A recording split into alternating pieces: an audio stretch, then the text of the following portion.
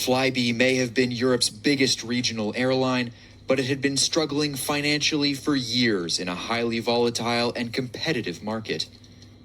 The company's Twitter account told clients that all flights were grounded and advised them not to go to airports unless they had alternative travel arrangements. The carrier was saved from collapse last year when its assets were bought by a consortium including Virgin Atlantic.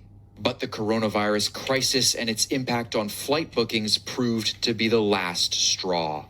We're all absolutely sort of gutted, really. Flybe, household name, people have been flying them for 40 years. And we really tried to do everything that we possibly could back at the turn of the year.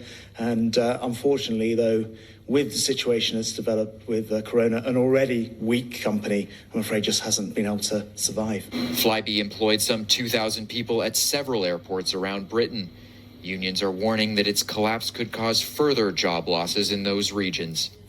Let's get more on these developments with Professor Loizos Heracleus from Warwick University's Business School. Loizos, thank you very much for speaking to us here on Euronews tonight.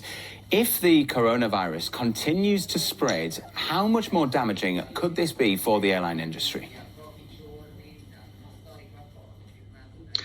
So the estimates are that it could cost up to a fifth of the revenues of the industry. So to put this in context, last year the revenues were 838 billion, and a fifth of that is about 168 billion. But nobody knows for sure because it all depends whether the virus could be contained, and it all depends how swiftly the world economy would bounce back.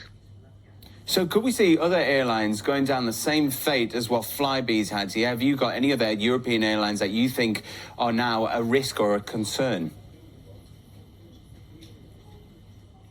I would not like to name specific airlines, but the European aviation industry has already been consolidating the last few years.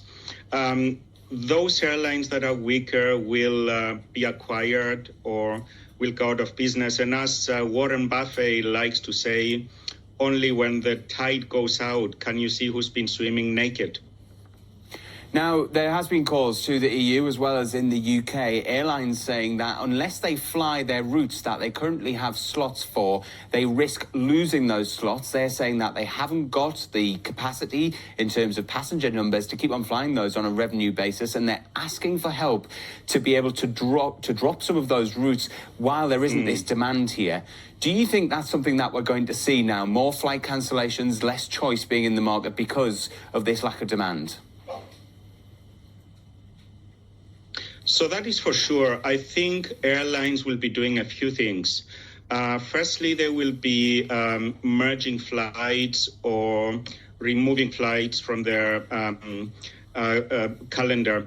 They will be halting any growth plans. They may be putting new hiring under a freeze. And generally, they'll be looking to become leaner.